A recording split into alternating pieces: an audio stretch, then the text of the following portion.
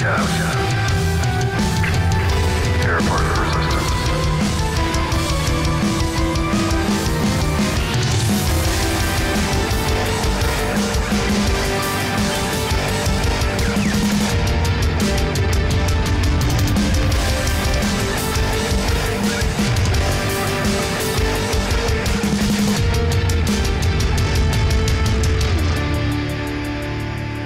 Happy Thursday to all of you out there, and welcome back to Star Wars Newsnet's The Resistance Broadcast. My name is John Hoey. Thank you for mustering the strength and willpower to pause your Blu-ray of The Last Jedi for an hour or so to hang out with us today. And I know the feeling as I've watched my copy several times, including all the special features, and I now need Episode 9. I need it, JJ. I need Episode 9. But we'll have to wait just a little while on that one, like a year and a half. But we don't have to wait to say hi to James Baney. What's up, man? Be mindful of your thoughts, Anakin. That's my best What? Liam Neeson I got. That was Wait, Liam that was Neeson? Yeah. You need to work on that. We'll get back to me on that. I didn't say that was an excellent. I said that was the best I had. So let's move on with our introductions and get to the real discussion. Guys, That was Marlon Brando in The Godfather with a sinus infection. That's how I be mindful of your thoughts, Anakin. They betray you. All right, everybody, be mindful of James Baney's impressions. Yeah. And if you are in the DC area this weekend, you can find this guy at AwesomeCon starting tomorrow. I'm not sure if he's going tomorrow or Saturday, but what's going on, Bill Sheehy? Muy, I love you. No, I'm sorry. If we're doing impressions, I thought I would do my favorite That character. was your Liam Neeson? That was my Liam Neeson. That was 100% my Liam Neeson. Hey guys, what's going on? I am on my way to Washington, D.C. as we speak. You guys can find me tomorrow at AwesomeCon, but yeah, I'm having a good time. But let's talk some Star Wars. Bill, I didn't know you worked at Arby's. I did. See, no one's going to get that. I did, but it's for us. I know, But that's it's for us. That's 100% for us. One day we'll have a Patreon and they'll get all the behind the scenes stuff. Oh, the when we join- Patreon. When we join every other podcast. Who was that just takes said money that? from people.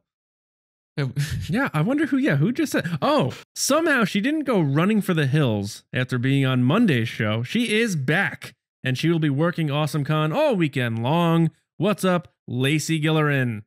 Hey, how's it going? I'm in DC right now, and I will be here all weekend if anybody wants to join me. Lots of Star Wars stuff.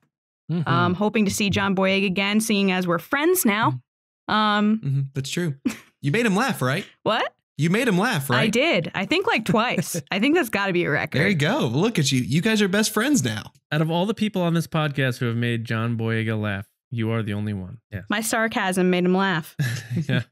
Yeah, you called him out. You said, I'm judging you right now. And he chuckled and it sounded genuine. So right on.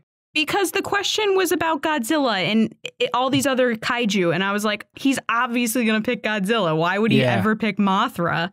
Yeah. So when he said Godzilla, I was like, of course you picked Godzilla. But he's kind of a pretty big nerd, so he was kind of vibing that. And by the way, James, he said he collects Dragon Ball Z figures. So he's obsessed with anime. This is news to me. yeah, so Loves anime. so if you guys out there don't know this, James his Twitter handle is Myra Trunks, which I guess is a Dragon Ball reference. James loves Dragon Ball Z, and last Wednesday, Lacey hosted the panel with Boyega, and it revealed that he collects Dragon Ball action figures. Oh my gosh, man! We have a new thing to talk about when I get to meet John Boyega someday. Man, I love Dragon Ball stuff, and actually the series that is running right now just ended last week. So first Star Wars Rebels, now Dragon Ball Super, and I don't watch any television anymore. that is it. But there's a lot of awesome going on already right now with AwesomeCon this weekend. Tomorrow, Bill, Lacey, you're going to be there rocking it. And I'm sure both of you will have a lot to tell us about after this weekend. But you know what else is awesome? Is finding out if the Force is with you or not. So, Bill, let's get it cracking. What do you got for us this week? In the words of the late, great Samuel L. Jackson, take a seat. Our first story today is about Obi-Wan Kenobi. So in a recent interview, the voice of Obi-Wan Kenobi for the Clone Wars, James Arnold Taylor, revealed that there were almost 8 seasons of the show that were recorded, with the latter of the two left on the cutting room floor. So, if it were possible, would you guys want the Clone Wars revived to complete those final 2 recorded seasons? Is the Force with you? Lacey, since this is your first time taking a seat, is the Force with you on this? Nope. Nope. Okay. Nope, it is not. Look, I love James Arnold Taylor. I think he's really great. He's very good at voices. He was at Celebration a couple years ago when I was working it, and he was just lovely to work with throughout the weekend. So I would love for him to have another opportunity to do Obi-Wan Kenobi, but I think the Clone Wars have passed, and I think we should let it go. I think the past needs to die. We've just heard that in Last Jedi. I think it needs to go. So people need to move on. New stories. Let's go. Who said that exactly? I can't remember. Was that Ray or was that? My boyfriend, Kylo Ren. Okay, gotcha. Your boyfriend, Kylo Ren. Awesome. Awesome. So, James, is the Force with you on completing these final 2 recorded seasons of the Clone Wars? I'm going to go with no, the Force is not with me. And the reason is because I think the stories are there and the story group is definitely aware that that stuff is canon in their heads. So I think they're going to let that stuff happen. Remember, there's a lot of stuff that they've already done with the Son of Dathomir comic and the Dark Disciple novel that was things that were supposed to happen in Clone Wars. And then they're like, all right, well, that didn't happen. So we're just going to kind of work it in other ways. And there's even like these weird, like animatic things that are technically canon as well, that were like pre-res Clone Wars stuff. So I think that you don't have to bring back the Clone Wars in order to tell those stories and the things that I had already prepared. So as far as bringing the show back, I say the Force is not with me. As far as telling the stories, they're going to get told. Well said. Yeah, well said. absolutely. Welcome to my Absolutely. side. Woo! And finally, John Hoey, is the Force with you on reviving the final 2 seasons of the Clone Wars? I'm going 3 for 3 with these folks here. No. I feel like it had its time. Yeah, the ship kind of sailed. It's like I think about, and it's not a direct comparison, but I think about when you let too much time pass between a specific thing, it's hard to recapture what it had. Dumb and Dumber. I was literally going to say that. Yep. Yeah, Dumb and Dumber or whatever it was heinous. Just waited too long and it didn't work out.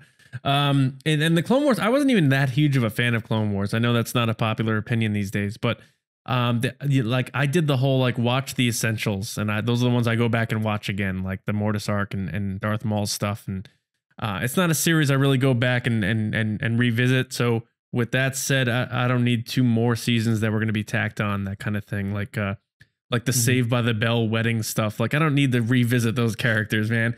It happened. It had its time, and it's time to move on. Like Lacey said, let the past die. So no, the Force is not with me. I got you. And I'll go against you guys. I'll say the Force is with me, with a caveat that if it were something like they did some finally fully realized episodes on like the complete series in like 2 or 3 years, I would be okay with that. But like, I don't, like you guys said before, its time has passed, but I would still like to see those come to life at some point. All right. They should make a Clone Wars movie. That'd be a good idea. Amazing. Everything you just said is wrong. You know what? Lazy. Ah, Christ. All right. So the director of, I'm on a very What About Bob phase. So the director of What About Bob, Frank Oz, brought Yoda back to life in The Last Jedi. And he went back to his roots by using puppetry. So Oz was asked recently if he would like Yoda to return in the future, with the focus being on a Yoda standalone film, to which Oz replied, it would have to be in CGI to achieve something like that. So Lucasfilm should make a standalone film with Frank Oz doing the voice for a CGI created Yoda. Is the Force with you, James Baney? Nope. Force is not with me. I don't care about a Yoda story. I don't want to see a movie. He's really good at being a character that motivates and moves along the actual characters of Star Wars. I think he's important and I think he needs to be there, but I don't think he's the main protagonist of any story that I want to see, other than like maybe some episodes of Clone Wars or like a definitely distinct like children's book or something like that. Yoda to me is just not a main character. And I think that if you make a full movie with that character, you lose all your adult audience. And I don't think that's what Star Wars needs to be or the direction that it needs to go. So nope, Force is not with me on this. John Hoey, is the Force with you on a Yoda standalone film? Pretty much I have to echo exactly what James just said. It's Yoda's he's a central character in terms of his importance, but he's not a main character. Like James said, he's there to help the other characters find their place, and that's his purpose. I feel like doing a Yoda standalone film is just forcing it to happen. We don't need that story. There needs to be some mystery left in Star Wars, and where Yoda came from and what he did in high school and stuff. I leave that there. I don't want to know what kind of species he is or anything like that. Do I want more Yoda in Star Wars? Yeah. Bring back Puppet Yoda in Episode 9, the way they did with Episode 8. Give me some Frank Oz. But a Yoda standalone, I'm not into it, man. The Force is not with me on that. And Lacey, is the Force with you on a Yoda standalone film? With me, the Force is not. Nice. I have to agree with both these guys. Why would we need a standalone? Why not just leave it for what it is? For all those lovely fans that are the purists that believe in everything is great in the originals, then why do we need a standalone? We don't need any standalones. We're good. We're good. I think we need to move forward with new series, new characters, new ideas. And like John said, leave some mystery to the stories. Why does everything have to be explained? Why not leave it up for the fan to kind of think of and decide what they think? Why do we have to be told what's true and what's not true? So, Amen. Yeah, nope, I'm good. But I love Frank Oz. But is it canon? I have to be told. Yeah, that's the real question. That's the Yeah. real question. I think that's the biggest problem that people are having with Star Wars right now. Like all the people that are very angry about things with Star Wars are the people that want to be told what's canon, what's not. Like what happened to just kind of interpreting as your own? I'm not really sure what happened there, that fans have to be told what's right and what's wrong. Why can't it just be up to me what I think? Yeah. In some way, that's foreshadowing our discussion here in a little bit, because I'm going to bring some stuff up that has to do with that. But That's a good point, though. People are too obsessed.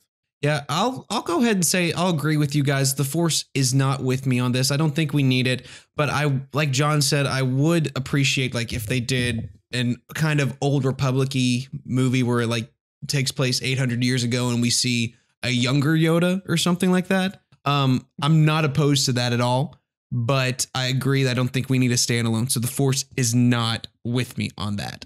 So our last story for today is about Dom Gleason. And I'm not going to try to say his full name, even though I think it's Domhnall Gleason. He spoke with Radio Times, and he said that he enjoyed Hux's comedic moments in The Last Jedi, which were really quite different from his character scenes in The Force Awakens, and is curious to see what direction J.J. Abrams takes his character in Episode 9. So, J.J. needs to bring Hux's character and scenes back to a more serious tone in 9. Is the Force with you, John? Yes. That was one thing that bothered me a little bit about The Last Jedi, was Hux almost being like a slapstick kind of cast aside, where if you're a kid who was watching The Force Awakens, like when he does that like Hitler-like speech and you see his eyes like burning red and he's screaming about just mass genocide, and then you go to him being like, can he hear me? General Hux, what? Like, too much of a departure for me. And then add to the fact that now that you have Snoke gone, Kylo Ren is the supreme leader. He's going to be our main villain. Renper. The Renper. Hashtag Renper. Hashtag you made that up. No one else did. I think there's going to be a situation where it's going to be pretty serious between Hux and Kylo Ren, and having him be goofy just doesn't make sense to me at all.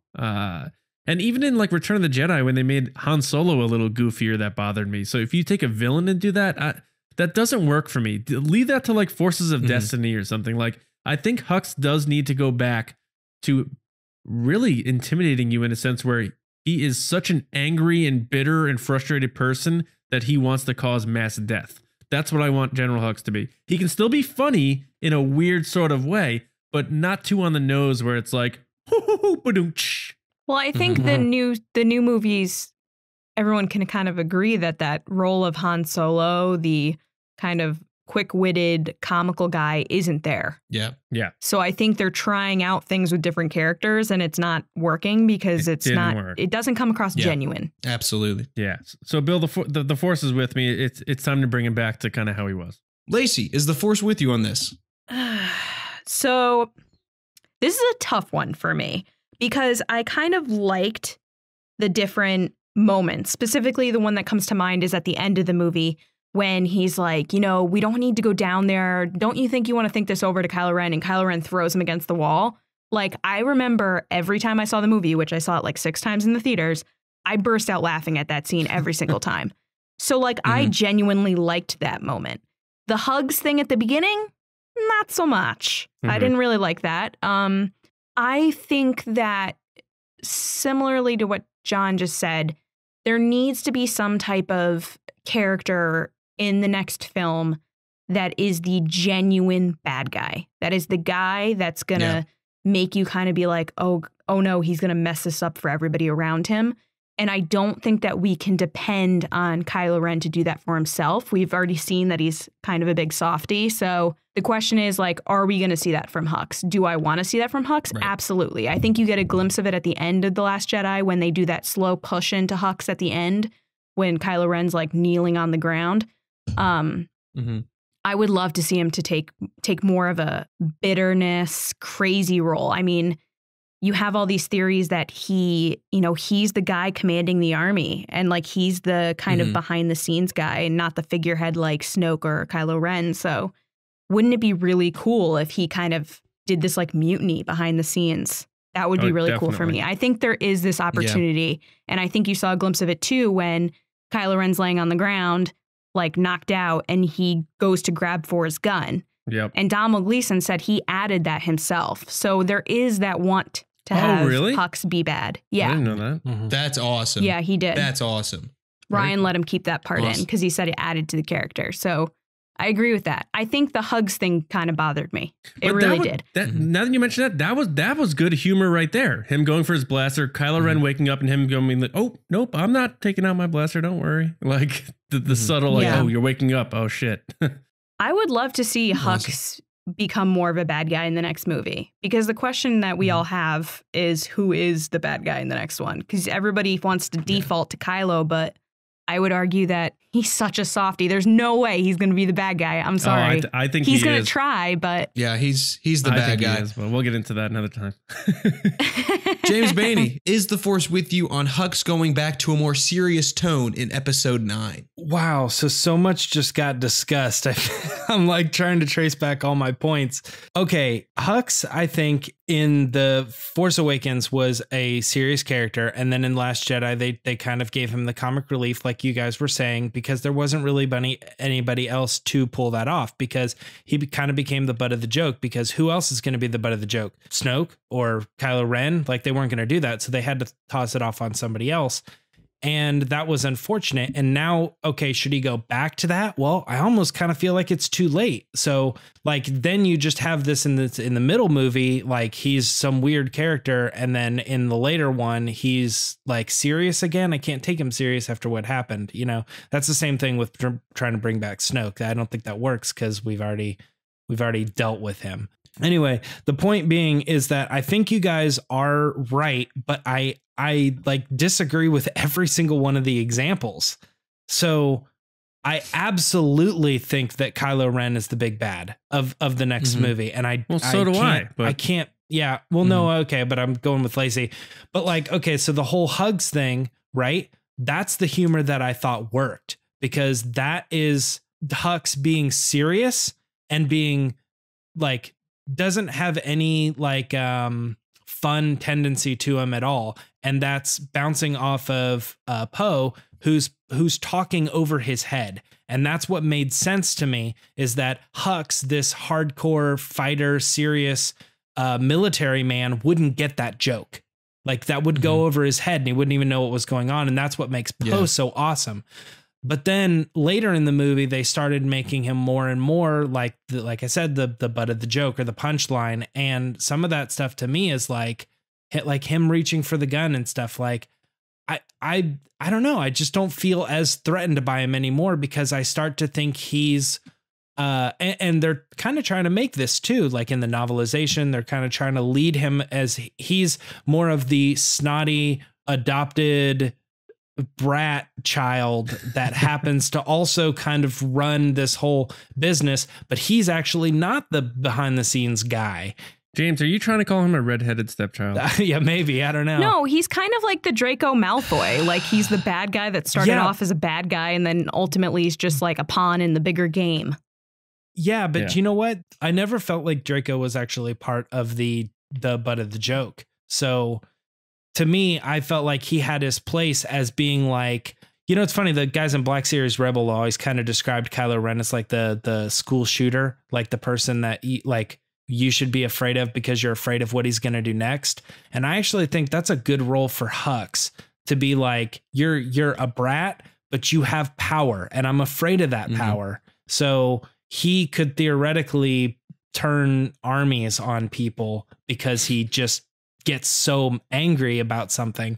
And that's not the butt of a joke, but it still brings out his bratty, snotty upbringing type of childhood. You know what I'm saying? So right. And when when Kylo is out back in his chambers brooding, force timing with Rey, Hux could totally be pulling crazy schemes and fighting people and doing things behind Kylo's back. That's why I think he has the potential of being the bad guy. Yeah, it's possible. I mean, he's done the schemes with Captain Phasma and stuff before, so it is possible. I do want to see him get a little bit more serious in the next role. So I guess Force is with me on bringing back his serious tone in episode 9. Good points, y'all. As for me, I'm not sure I care enough about Hux to go one way or the other. So as I often say, the Force is kind of with meh on this because Hux is like, of all the people that I care about, he's number 87 behind that other BB-8 unit with the Resistance. I don't care about Hux, and I really enjoyed his the comedic side of it. So I'm not really sure where to I said on this, but I'll just say the Force is with me on this. So that's all I've got, guys. Thank you guys so much for taking a seat. John, what do you got for him? Obi-Wan once thought as you do. All right, so this week we are doing a discussion as we teased to you on Monday. This week we are going to talk about the future of Force ghosts, and it is a Star Wars discussion that we're going to get into about the future of it, the lore of it, a few things. We'll open it up and see where it goes. But this week's discussion is brought to you by our store, tpublic.com/user/resistance broadcast. Go check it out after the show and look around. We have about 26 designs, so pick your favorite on a shirt, mug, sticker, poster, whatever you'd like, whether it's a shirtless Lego Kylo Ren or the return of our character shirts like Yoda Wise and Kenobi High Ground. They may be Force ghosts, but they make for great apparel. And speaking of Force ghosts, like I said, that's our discussion this week. So guys, let's get into it. What's the future of Force ghosts in Star Wars movies, whether that be episode 9, the Rian Johnson stuff, the Benioff and Weiss, the TV series? Where do you guys think we're going with this stuff? I think in 9, it's an easy call to say that we're going to see Luke Skywalker as a Force ghost. I think that's... I want him bothering Kylo so bad, like the whole movie. I think, like Hamlet? I think that'd be a little bit. Yeah, that'd be cool. I really think that whether he's talking to Rey or whether not, he's not like tormenting Kylo. It's more like he's like just saying like what you're doing is wrong. Really? I want like jokey, sarcastic, see you later kid Luke Skywalker. But like I think you're going to get that, but I don't want like you need to come back. Like he's not going to be mean about it. I think he's going to be Luke about it. And off of that point, I think it wouldn't surprise me to see Yoda. And I'm 100% for bringing in, once again, we talked about this a couple weeks ago.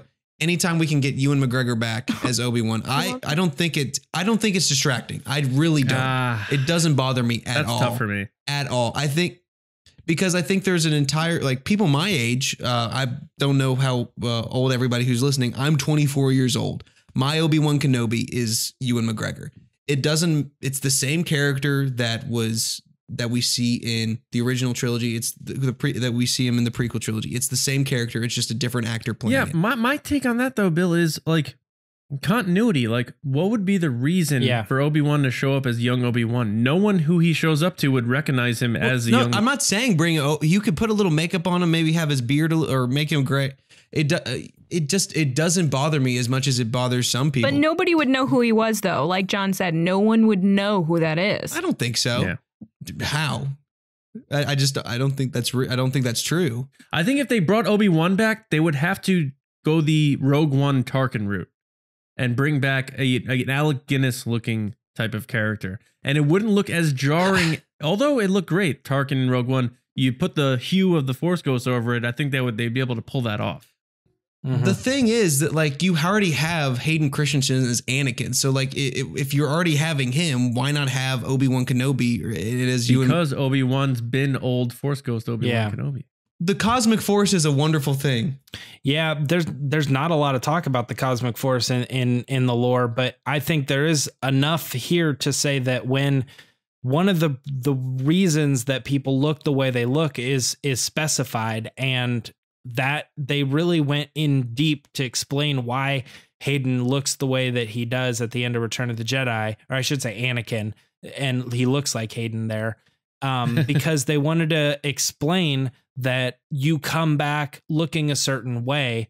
And I think to mess with that by trying to bring in Ewan McGregor would be odd and probably off-putting. And I think John's probably right. The better route would be to go with like an Alec Guinness kind of CG look-alike with a Force Ghost thing. But this is kind of a bigger problem for me. I think the Force Ghost thing is like a mistake. Like really? I like how so? I like the lore of it in the movies that we have, but the further they go down the line, I think they've kind of opened the door to this understanding that anybody could theoretically come back.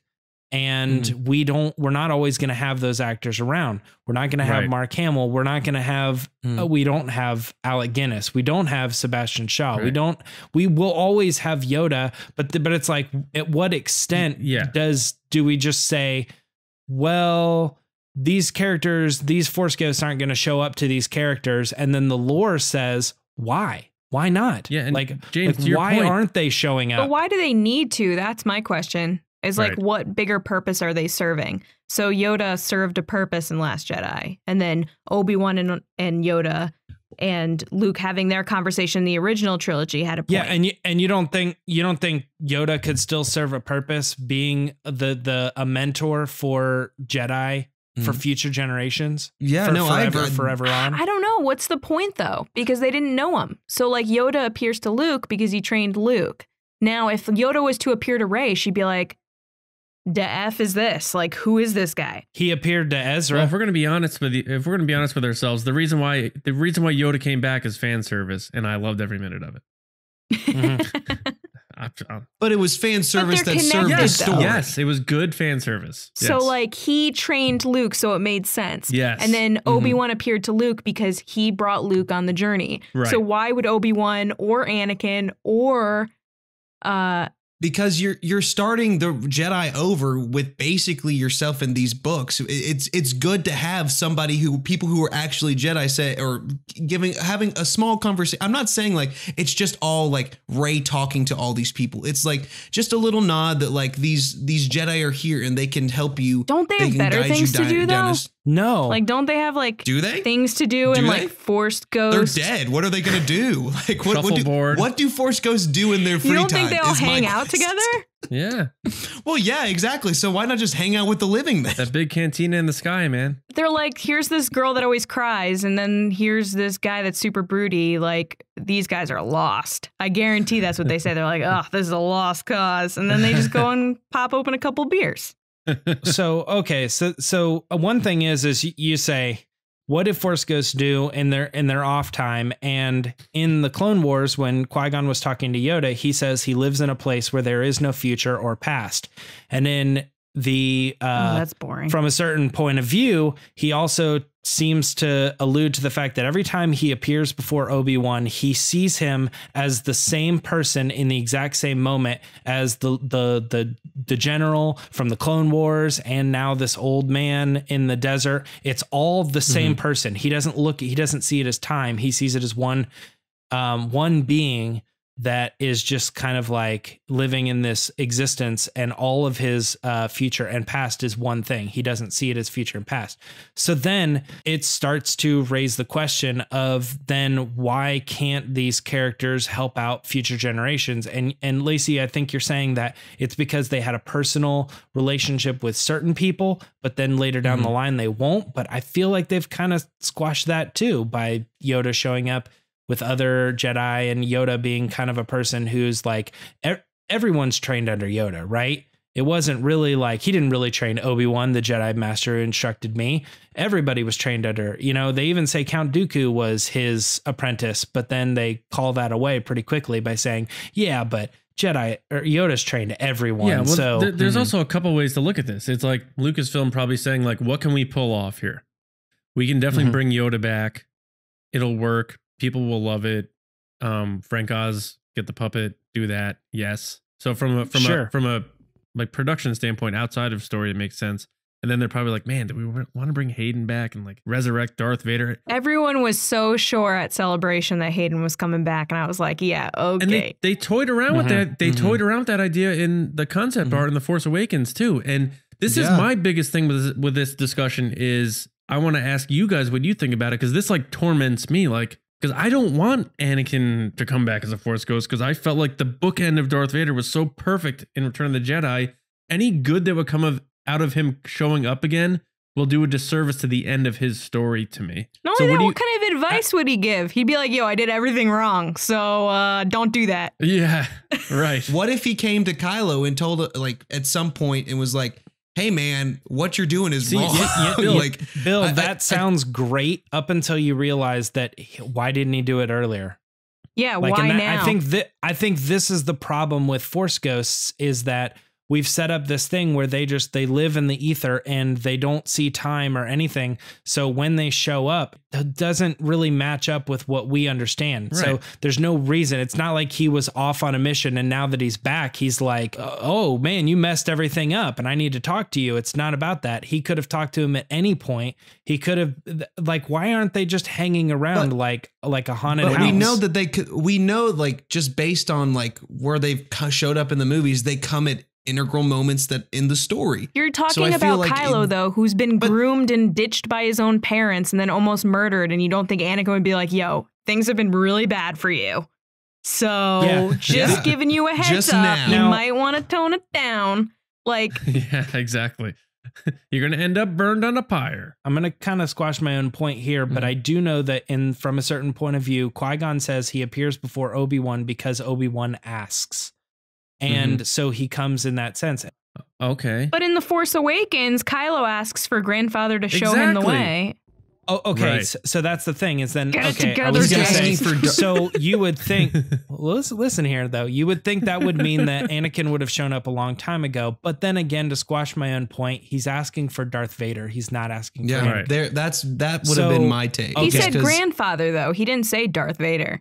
But he's looking at a mask of Darth Vader. I mean, it's not like he's not looking at a picture of Hayden Christensen and saying, show me the ways of the Force. Show me that again, Hayden. But even what kind of advice would he give, though? He'd just be like, yo, so I kind of messed things up with your grandmother. Yeah. Then I killed a bunch of people. So don't do that. Yeah, I mean, that's. I don't know what moment. Yeah, what he would say. Like, what purpose would it serve for Anakin to come back besides saying like, yeah, everything I did, just like don't do that except for that last part. I was saved by your uncle, who then kind of lost his way and tried to kill you. Yeah, like that doesn't work for a fleeting second. Doesn't matter. It passed like a fleeting shadow. Subtlety, guys. Subtlety is key, and without having to show up, Darth Vader has hovered over this entire sequel trilogy. And that is important to me because it gives us time to focus on these new characters. And as we keep beating over the head, move forward, leave the past behind, blah, blah, blah. We can sprinkle things in and bring our old characters back and kill them off, as we have been doing clearly with Han and Luke. But the characters that are already dead, maybe sprinkle them in a little. Like, you don't need to bring back Anakin and say, like, we ended your story beautifully. You watched your son, you knew everything was okay, and you went off as a Force ghost. End of your story. And then your son went and messed it all up again. And then you bring him back in a robe, just so he can say, "You're being bad, grandson. Stop it. Stop it." Or how did we get here again? Yeah, I know. Why did this happen again? I mean, Yoda's story ended perfectly then, if we're going to use that, if you're going to use that example, because at the same time, he's kind of he bookends the Return of the Jedi. No, because Yoda was needed in The Last Jedi. Yoda was needed to tell Luke that we don't know the story. Anakin could be needed in 9. I mean, I don't think I just don't see why if the opportunity is there and you have a compelling reason to do it, why you wouldn't do it. What is the reason, though? Well, we don't have it. Just because we don't have it right now doesn't mean that someone can't think of it. Like, this is the same thing. You hear that, Matt Martin? Story group? Listen. You know what? I want to write a story about a galaxy far, far away, and like a farm boy, and he's using something called the Force. And well, how are you going to do that? You need a compelling reason to do it. Remember on Monday when I said that we should trust Lucasfilm and Story Group in there? Yeah, Bill. So here's the thing. So we just got the end of Rebels, right? And in those final episodes, we got some time travel stuff. And the thing is like we congratulated Rebels for doing a really good job at wrapping up that what was a very big potential like loophole and this big thing that could open up all the floodgates and all these different potential problems for like how they could, well, why don't they just go back and use the time travel machine to save so-and-so? And that's kind of my thing. Like, Pat will be happy. This is the slippery slope with Force ghosts. The more I'm putting $1 in the jar. The more you use Force ghost, the bigger the problem gets. I think that it just causes more and more problems as people saying like, okay, that was great. So now we know that Anakin can show up, or now we know that. So we just shouldn't do it then, just because it turns into more problems. Is there any reason for Anakin Skywalker to come back with Hayden Christensen other than prequel fan service? No. Not to mention, everybody hated him until he went to Celebration. Then everybody wanted his autograph. The poor guy was like mocked for years and years and years. Because they felt bad for him. Yeah. It was like Bill Buckner coming back after the Red Sox won the World Series. They're like, okay, we forgive you, man. My thing. That's a baseball reference. That is a baseball reference. Sports. Look, guys, don't get me wrong. Like, I think that the Yoda scene in The Last Jedi is one of the best. And like, I really loved that scene. Oh, me too. I think it just adds to what I'm talking about. And I'm scared now because, okay, we saw Luke Skywalker disappear the same way that, Obi-Wan or Yoda disappeared. So we theorize that he could come back as a Force ghost. Now there's all these outside other possibilities too, because, Carrie Fisher was supposed to be Carrie Fisher's movie. She's not coming back, right? Maybe Mark Hamill will. Well, also, James, he said, I'll see you around, kid. Yeah, I'll see you around, kid. There's all these things. Yeah. So we can all speculate that that's probably going to end up happening. But the thing is like, man, that sucks. Because if Luke Skywalker comes back as a Force ghost, then where is he for future generations? Now, I looked into a little bit of the Legends stuff, and I do know that like long down the line, there's still Skywalkers around, and Luke Skywalker is trying to get him to do some stuff, and so the Force ghost of Luke Skywalker is still like hanging around. What does that look like? I mean, is it Mark Hamill? Is it CG Mark Hamill? Do we want to go down that route? Because if he comes back as a Force ghost once, he potentially could come back as a Force ghost. Well, James, you and I were talking about this like a side conversation earlier, I think, and you were kind of saying like we were both saying the unfinished business angle. Yeah. Okay. Are you talking about like Casper? Are we going back? Yes. Actually, that's funny because that's exactly what James said. Yeah. As in the friendly ghost. John brought it up that it was kind of like maybe, that Obi-Wan had unfinished business because he felt that he hadn't finished training Luke and stuff. And I was like, unfinished business? This isn't Casper. And I said, love Casper. Yeah, I know. My wife watches it every Halloween. And I don't think that really lines up, because I mean, does Yoda have unfinished business? I mean, I don't know, maybe. I rewatched the Clone Wars episodes that talk about what it means to be a Force ghost and why you would want to do it and stuff. And it seems that they chose him. They said that only a few people will be able to have this ability. Only a few Jedi will be able to do this. And that Yoda was specifically chosen. So I don't know. I mean, well, then that means that Obi-Wan and Anakin, and to an extent Qui-Gon, were also chosen. So I feel Qui-Gon very distinctly tells Yoda that he too was chosen. Like, I was chosen, and you two are also chosen. And you need to go do this stuff because it was something that I was never able to complete. You need to finish what I wasn't able to do. But then it's funny because from a certain point of view, kind of squashes that. He was able to do it. I think this might be it. You think Yoda's whole reason to come back was to help Luke Skywalker. And now that Luke Skywalker is done, so is Yoda. He can pass. He doesn't need to train any more Jedi. Nope. Okay. I think episode 9 might be it though, dude, for Force Ghosts. I think Yoda had to come back to send Luke on the right path to do his Force projection, which he was not going to do unless someone pushed him in the right direction to say, look, you're not here to train Rey. You're here to show Rey what she needs, not to train Rey. You've already done your teaching stuff. He also called his bluff too, because Luke wasn't going to burn the tree down. Yeah. Right. That was the point of Yoda. He did it for him. The point of Yoda was to tell Luke, the point of this journey isn't you teaching Rey. It's what Rey does after she leaves you. That's a good point. Yoda's done. Yeah. Bye, Yoda. So your guys' whole thing is that Yoda is really only around. But I want more Yoda. So do I. I love Yoda, but if it doesn't serve the point of the story, then there's no point in having him in it. No, I know. Yoda's only around to serve the story for Luke. Okay. And then now Luke takes that place. Now Luke serves for Rey and Kylo. Qui-Gon is only around to serve the story for... I mean, we know what's happening, so let's not deny that. Luke's coming back. Yep. But I think they're going to end Force Ghosts with episode 9. I don't think Johnson's going to explore that. I don't think that's going to be a new thing in the other new stories. That's my take. Let me ask you guys this.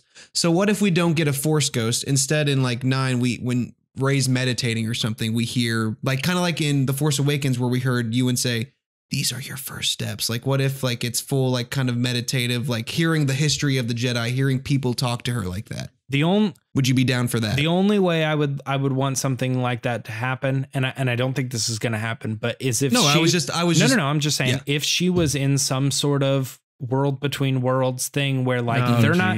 No, hear me out. They're not communicating with her directly, but she is capable of just hearing the voices through time and just all that the Force has had before it and what will come. If she can somehow like kind of access that, that's how I would want to hear some of those like Yoda talking to Rey type situations. As far as like actual apparition, I'd only like it if it was a Force back or a vision. I don't want her. I don't want somebody coming to her in a voice and saying, "Rey, you need to go to the place to do the thing." Like, I think that gets really sketchy. Yeah. Well, I'm not. Bill, I think Luke's going to come back.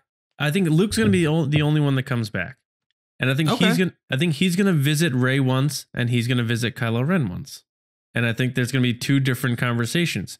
I could also see kind of like how you guys all see Man of Steel? Yeah. You know when Jor-El kind of shows up and tells her where to go, like in that door, go there now, and he like vanishes. Yeah. He's like spirit or whatever, his program shows up, but he's not really there. I could see like Luke doing that and tormenting Kylo while he's fighting Rey, and it being a very intense scene where you see the ghost of Luke kind of just like in Kylo's head, and it being a very, like Lacey was kind of alluding to, the Hamlet type of situation. I would love that angle. Well, they do it in New Hope when he tells Luke right, he does it in New Hope. Obi-Wan Kenobi does it to Luke when he says, "Run, Luke," when Luke's standing there going, "No." But do it on the flip side where you don't want him to do it. Like you're antagonizing him, but not antagonizing I want him to give Kylo a really hard time. I'm kind of thinking that's what we're doing here. Yeah. Yeah. I want like jokey Luke. Like, why are you so moody? Like, what's with all the black? Not even jokey. Almost like kind of like, guys, I don't want that at all, man. I do. I want it. No, not jokey. Not jokey. The more we've talked about like the Force Ghost, like I did a bunch of research on this, and I'm just thinking like guys, like this Force Ghost thing is a problem. And I described it to John earlier and I was like, okay, look, it's like you guys have money that you owe, like a debt, and buying more things and bringing in more Force Ghosts and getting into this lore does not make your debt go away. I say slow down or stop doing it altogether. But still, we need some sort of explanation as to why. Like, if Luke Skywalker shows up as a Force Ghost, I don't get why you guys seem to think it's just okay for him to just never show up again. Like, does his story end when Kylo Ren dies? Was he only really there to bug Kylo? Why not? Or, okay. Maybe that's the debt that Luke has to pay. Why do I need Luke to come back? Like, he just did this ultimate thing. His whole life was for this really cool thing. And now he comes back as a ghost to bug Kylo? Because I think Rey needs her. But it's not about Rey. It's about showing up to Kylo. Well, because Force Yoda Ghosts aren't just... But Yoda said to Luke, though, in Last Jedi, he said it's about what our students do after us. So it's more about Rey then. Force Ghosts aren't just hanging around. They come back with specific purpose for certain people. No, it's more about both of them. Brian has said that they're reverse sides of the coin. Rey's one side, and then they're dual protagonists. Which I could see them if Luke's going to show up to both of them. I think that would make sense, given that I think that this trilogy is about them. Luke has failed both of them. Yep. Yeah, let's look at it like Luke is the teacher of both of them. So if he comes back, his story ends with both of them either succeeding or failing or whatever, right? And then that's when Luke can feel free that he needs to pass on or whatever. Yes, Luke's job is to show them or tell them what they need to be told to get to where they need to go. What they decide to do once that message is delivered is up to them. I agree. I think he's going to give Rey a kind of a final message, like not like a Rocky montage, but kind of a here's your final push. And then I think he's going to kind of be a tormentor, a haunter of Kylo Ren, not in a joking way. I think in a Hamlet type of way, because I think Kylo Ren's story is going to end in a tragedy. I know Lacey's going to hate me for saying that. But I think that there could be moments that are jokey, though. I mean, the thing that keeps coming to my mind is where he sweeps the dust off his shoulder. I think you're going to get lines like that. You had him drinking green milk from a big boob. In The Last Jedi. Very disconcerting. Very disconcerting. Question that doesn't involve episode 9, just involves deeper Star Wars lore. Qui-Gon kind of said that he showed up because he felt that he had failed Obi-Wan, right? Obi-Wan shows up because he feels he kind of failed at Luke, right? And then maybe Yoda's the same way. Yoda shows up later because Luke isn't necessarily exactly where he wanted or needed, or Yoda thought he should be, right? Do you guys think that in the lore, Obi-Wan showed up to Vader as a failed student? No, because they have their interaction in person. We haven't explored that. I think you could see. Yeah, but now that it happened in person with all these people. They all had their interactions in person, and then afterwards. It would not surprise me if at some point in the next couple of years, whenever they move past in the comics where they are between 4 and 5, or wherever they are, where they go in between like 5 and 6, and you see that interaction where Vader has that moment. But yeah, honestly, I would love to see that. That's a fair question. It's a fair question. I would love to see that. I think Obi-Wan handled his business with Anakin in a more tangible, physical sense on the Death Star. I think that's how he ended his business with him. I will say, if we ever get that, Bill, I think when we get that is we see Luke doing that to Kylo and kind of being like, hey, stop doing what you're doing. And then later, after 9 comes out, we see it in a comic that Obi-Wan was kind of doing the same thing. He said a similar thing, right? And Vader was shooing him away, He said a similar thing to what Luke said. So Obi-Wan said, if you strike me down, I'll become more powerful than you could possibly imagine. And he helped Luke, which tormented Vader in that sense. And then he also said, I can't go with you. You're on your own, when Luke left the training. So he kind of felt that boundary there. He didn't want to invade that situation. So by Obi-Wan saying, you have to face him alone, I can't interfere, that makes me think that he didn't go back to Vader after he left Vader on their encounter. I would love to see it, but I think you're right now, just thinking about in Return of the Jedi, Obi-Wan's like, oh, so now you know that Vader's your father. So that's unfortunate. He didn't. I once again, I would love to see it, but I think what we know in canon right now, that's probably not likely. But once again, I'm a big fan. I'm really been in it for fan service. So I'm just. I know you are. And that's exactly what I want. I'm sure that's what Lucasfilm is struggling with. Do we want to fan service the hell out of this thing, or do we want to do what's best for the story? And that's why a lot of people hate what Rian Johnson did, man. Look at The Last Jedi, though. The only really fan servicey thing that anyone could really argue is Yoda. Anything else is not. And I loved it. And that was the last thing that people were complaining about. Yeah, I mean, like, the fan service thing is always hard to argue with because, man, don't I want episode 9 to be Bill and Ted show up and they time travel. It's Bill and Ted 3. You know what I mean? And then, we're saving Luke Skywalker, and they go back to Crate, and then they're all, you know, I don't know. Like, I feel like in one way my heart would love that movie. And then the other time I'm like, what the heck? This just made everything way worse. And that's what bothers me about the Force Ghost thing is the more we're using them, or the more we're like, well, we'll do this because this is kind of what the audience wants to see. This is a good story. But I'm like, yeah, but the lore gets all messed up, man. So I don't know. I'm honestly, like, I've always loved Force Ghost, but I think this discussion and the research that I put into this discussion specifically has really kind of swayed me against them. Let him die. I'm kind of like, I'm like, but even if you let them die and they never show up again, the question still remains, why aren't they showing up still? You've got these great Jedi, Obi-Wan Kenobi, Qui-Gon Jinn, Yoda, you know what I mean? Luke Skywalker. Why aren't they? Where did they go? Their purpose. They clearly can show up. I think that's where they're going with it. I do think that's where they're going to go with it. And James, I'm kind of agreeing with you in I think most of us are sort of feeling that way. In spirit? That, I'm with you in spirit. It does cause problems, and it's kind of running its course in a sense, but we know, I would say 99% that Mark Hamill's coming back as a Force Ghost. So we can't. He's already listed on IMDb, isn't he? Well, IMDb. No, but IMDb can fill in. Anybody can fill it in. I'm actually listed on episode 9, so if you just have to look really closely. Are you really? Yeah. No. What? Oh. No. I don't know what you're up to during the day, Bill. Bill just adds his name to episode 9, and then no one watches it. He is Star Wars Bill, so. I guess we're coming up on time here. So if I just toss this one around, since we all know this is going to happen, if, when Luke comes back in episode 9, what do you want to see out of it as a final thought to everybody?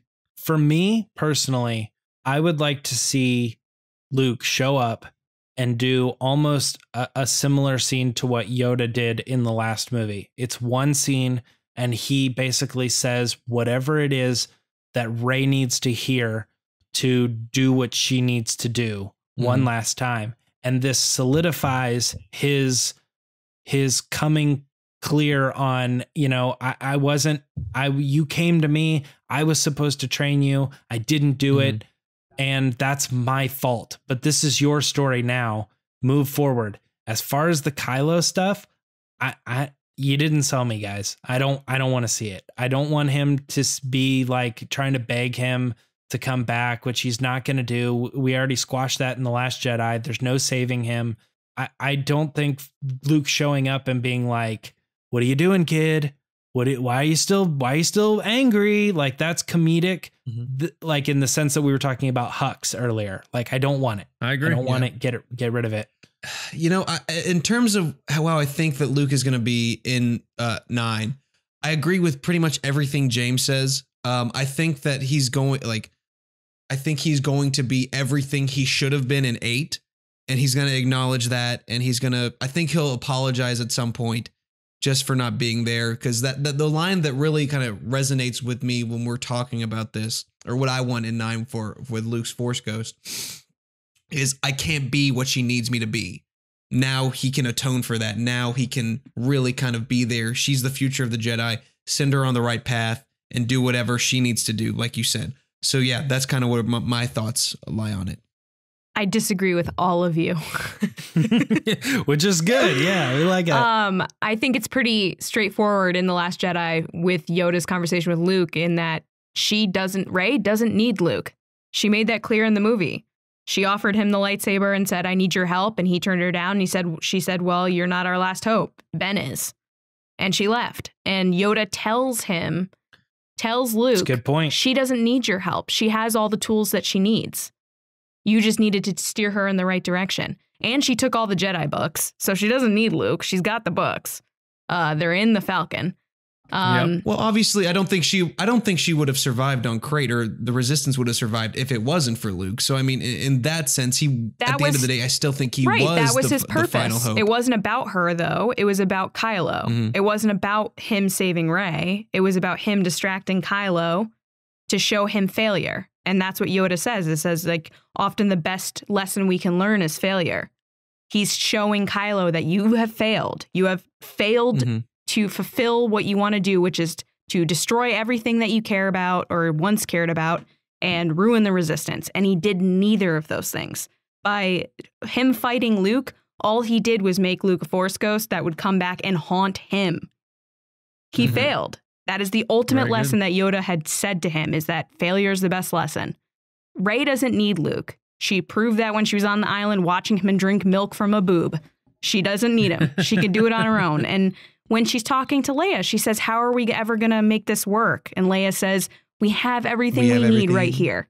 She doesn't need Luke. And they're telling you that she doesn't need Luke. She's a tough girl. She's been by herself for how many years? Like 19 years in a desert planet, like going from ship to ship, like begging for food. She doesn't need Luke. She could do it herself. She fought people like crazy. I fighting would off want Tito for Luke. parts, right? She doesn't. But Kylo needs Luke. Kylo needed Luke when he got sent there by Leia and Han, who failed his parents. And Luke failed him by trying to kill him. Spoiler alert for the people that have not watched Last Jedi while listening to this podcast. Well, if you're listening to this podcast, you've probably watched it like you or me. I know. 6 times. I saw it So 10 Lacey, times in the are you theater. saying Luke's not going to come back to Rey, or is he just going to come back to Kylo? I don't think he's going to go back to Rey. Rey doesn't need him to come back. She says at the end of the movie, like, I felt him. He had purpose, and, he's at peace. This looks like the beginnings of our episode 9 challenge. Yeah, absolutely. She didn't need him. Kylo needed him. Kylo needed him more than anybody else. He needed someone to believe in him and have a purpose. And Luke failed him, so Luke's going to come back to him like he said he would in Last Jedi. You strike me down, I'm going to come back stronger. He's going to come back to Kylo, whether people want to accept it or not. And Rey doesn't need him to come back. And I hope that he gives him the lesson that Yoda gave him, which was something along the lines of, like, you know what? Sometimes we fail. It's about what we do from that point forward that defines us. So Kylo still has the chance to redeem himself. Kylo still has a chance to go crazy bad. We don't know which way he's going to go, but I think that Luke could be that determining factor, or that nagging thing on his shoulder, so to speak, like the angel devil type thing that could push him one way or the other. But I don't think Rey needs him. That's a really good point. I'm like half in your boat. I do think he's going to visit Rey one more time. I feel like he's going to visit both of them in different tones. Do you think he'll visit her after Leia dies? Yeah, I think I think you need to. I think he is going to visit Rey one more time and give her like one last push, and kind of like bring closure to saving face with Rey, because the way they departed wasn't good. So I feel like they need a kind of a good embrace to kind of end that relationship there, because you don't want to end with the two of them just not liking each other. That's a little weird to me. And then also he'll probably need to tell her that she was right. Yeah, that too. And then with Kylo Ren, it's going to be tricky, because I think it's going to end badly for Kylo Ren in a tragic sense. I think he may even off himself while he's fighting Rey. I'm not sure. I don't think you're going to see suicide in Star Wars. He's going to say, I know what I have to do, and he's going to ignite his own saber into himself the way he offed Han Solo. Just remember that when we go back to this one. But then Han Solo would have died for nothing. Well, we'll get more into that later. But to be continued, listeners. I will fight for Ben Solo with my life. TBC. I will say we need to move on, but my absolute last point is that I think I'm starting to lean away from your Carrie Fisher will show up as a Force ghost at the end of 9 thing, because mark it. It just scares me even more so. But mark it. All right, so that about does it for the discussion. We could have gone on much longer, I know that. What do you guys out there think? What's your take on Force Ghosts, the future of Force Ghosts, the lore of Force Ghosts? Do you care about Force Ghosts? Is it fan service? Is it impactful? Let us know in the comments, tweet at us, and let us know what you think. But now it's time to look into the real stuff No more ghosts. It's time for the fan community in the Resistance Expanded Universe. So, James, what do we have this week? Well, the Resistance Expanded Universe has always been about celebrating Star Wars in the fandom, as far as like people doing things and going out of their way to make people's lives better, or to just make their own lives better by celebrating Star Wars however they want to, whether it be art or design or just doing something creative with what we have. And we are going to talk a little bit about Lacey's Awesome Con here in a second, and that will be really exciting. But I kind of want to just make a note real quick here that because I think it's important that we also mention things like this. At the St. Louis Children's Hospital, they put together a stormtrooper helmet for a boy specifically who has to wear a mask during his treatment for brain cancer. And I think that this is kind of why we love Star Wars so much, is that it can pull something out of us that we didn't know was there, even in the hardest of times. You know what I mean? So this kid is facing something that we should never have to really think about. And yet the best thing that we can do for him is to bring Star Wars into his life more in the forefront, to take his mind off of everything. I mean, that's like the best thing. They're like, what can we do to take his mind off of this? And the best thing they came up with is bringing Star Wars to him. And you know, that's exactly what these kids want. So, I mean, what do you guys think about this? I loved it when I saw it. And the woman was like hand painting the mask. Like, hats off to you guys. That's amazing. This is such, no kid should ever have to go through what he's going through.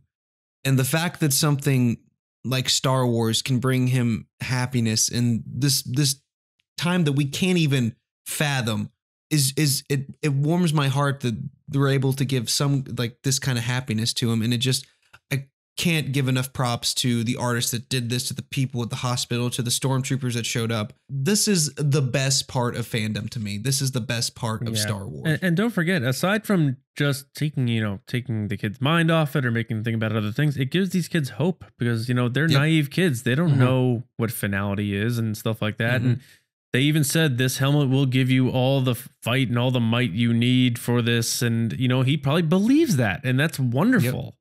So you get to help a kid use his imagination to help fight what he's going through and make it fun, but also make it, hopeful. And that's what Star Wars is hope. And so it's just a beautiful thing. And James, like you said, like, this is what this segment's all about, just pointing out stuff like that, in addition to art and stuff like that. And anytime we see a story like this and the good in humanity in a world where all we see is nastiness in the news and stuff, it's always wonderful.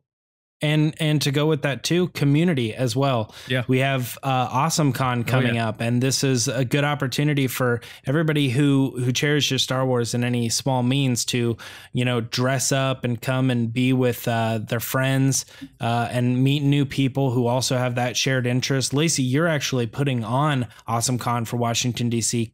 Washington D.C.'s Comic-Con is back. That's what I'm hearing. It's this weekend.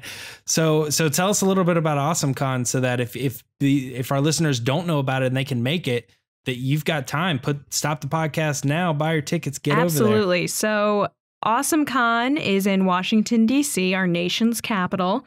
I joined the team in October. I'm really excited to be a part of this team. It was started by Ben Penrod in, I believe, 2013, and it's just grown tremendously. And in joining the team, one of the things I brought in was my love for Star Wars. I've loved it my whole life. So I was on a mission. So this year we have a lot of really cool Star Wars stuff at the show. I'm really excited for Bill to be joining me tomorrow at the show. The first thing we have is the official Star Wars The Last Jedi exhibit. So this includes costumes and props from The Last Jedi. They're actually from Lucasfilm. They're bringing them in. It's really exciting. So they have stuff from Rey and